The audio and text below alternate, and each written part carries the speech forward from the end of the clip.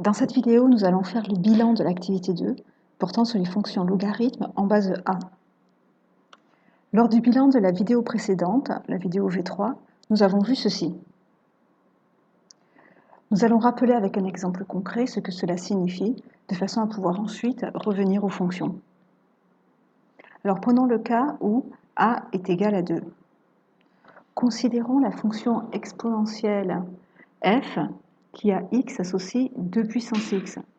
Nous savons que cette fonction-là est une fonction bijective de R sur R+, privé de 0. Cela signifie qu'à chaque Y, je peux associer un unique X par la fonction f-1. Je vais schématiser ceci comme ça. Donc à chaque Y, je peux associer un unique X par la fonction f-1 qui est la fonction réciproque. C'est-à-dire que f-1 de Y est égal à X. Et d'après ce que nous voyons ici, comment passons-nous de Y à X? Eh bien, par la fonction logarithme en base A. Donc X est égal au logarithme en base A de Y. Et la fonction f-1, la fonction réciproque de la fonction exponentielle, ici en base 2, j'aurais pu écrire ici A égale 2, eh bien cette fonction réciproque, c'est la fonction logarithme en base A. Et ça, c'est la définition de la fonction logarithme. Voyons un petit peu l'exemple avec 16 et 4.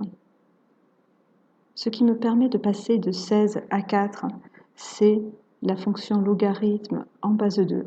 Et je retrouve donc ce que nous avions vu dans la vidéo précédente, c'est-à-dire que le logarithme en base 2 de 16 est égal à 4.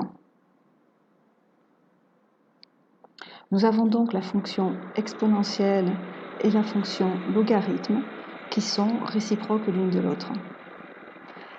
La fonction exponentielle est définie de R sur R plus étoile, donc la fonction logarithme est définie de R plus étoile sur R, et elles sont réciproques l'une de l'autre.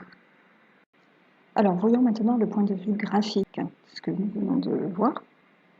Et nous allons commencer par le cas où A est strictement supérieur à 1.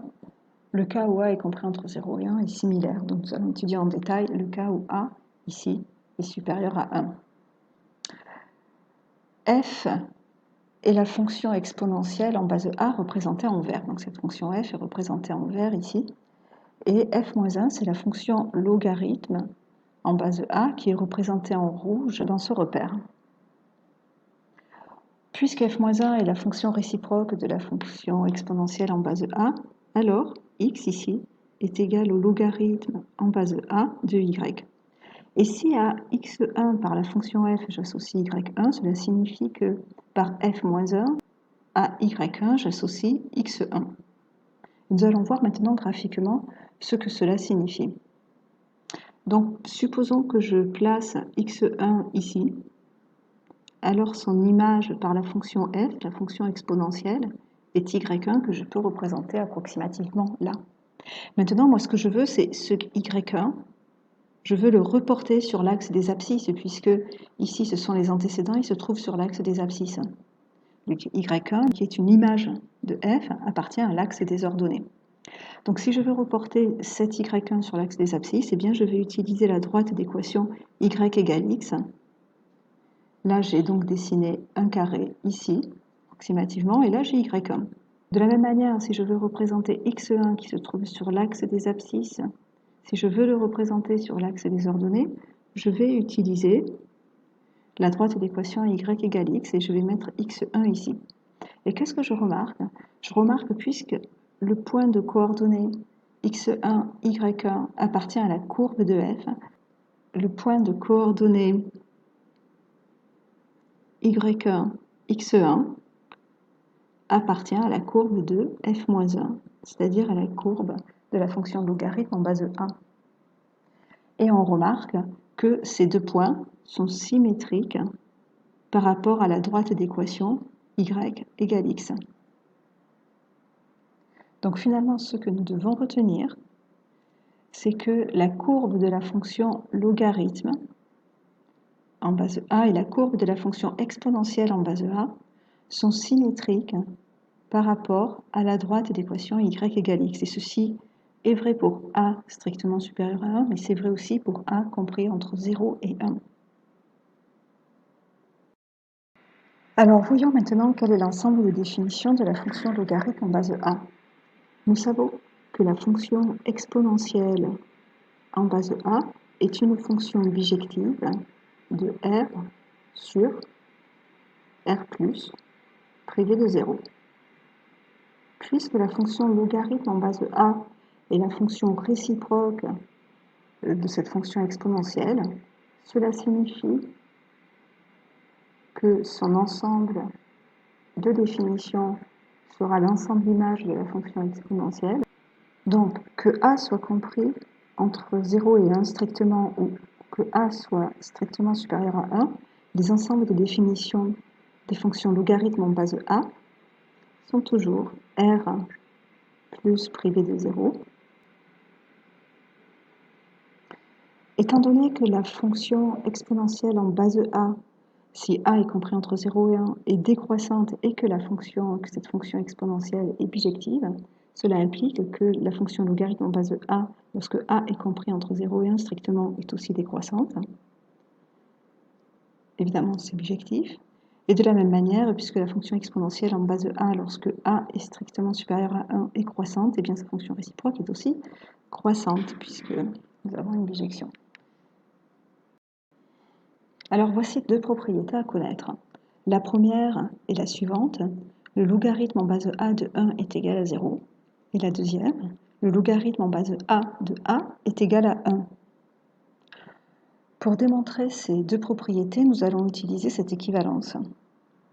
Cette démonstration est très simple, parce que pour la première propriété, si nous prenons x égale 0,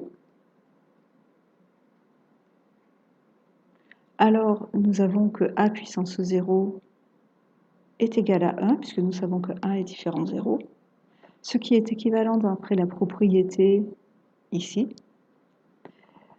à 0 égale logarithme en base a de 1. Pour la deuxième propriété, si nous prenons x égale 1, alors nous avons a puissance 1 qui est égal à a, ce qui est équivalent, toujours en utilisant la même propriété, à logarithme en base a de a est égal à 1. Ceci est important et est à mémoriser. Voyons maintenant deux applications. Donc tout d'abord un petit calcul. D'après les propriétés que nous venons de voir, ce calcul peut se faire de cette façon-là. Le logarithme en base de 7 de 7 est égal à 1. Le logarithme en base de 19 de 1, c'est 0. Et nous l'avons vu aussi dans cette vidéo, le logarithme en base de 2 de 16 est égal à 4. Donc le résultat de ce calcul est 5. En ce qui concerne les fonctions f et g, on nous demande de déterminer l'expression de la fonction réciproque des fonctions f et g. Donc ici, f moins 1 de x est égal à 8 puissance x, ce qui peut aussi s'écrire 2 puissance 3x. Quel est le sens de la relation de f? Puisque la base 8 est strictement supérieure à 1, alors nous pouvons affirmer que la fonction logarithme en base 8 est croissante sur r plus privé de 0. La fonction g maintenant, g moins 1 de x est égal à 1 cinquième le tout puissance x, ce qui peut aussi s'écrire 5 puissance moins x. Étant donné que 1 cinquième est compris entre 0 et 1, nous pouvons affirmer que f est décroissante sur r plus privé de 0. Cette vidéo est terminée.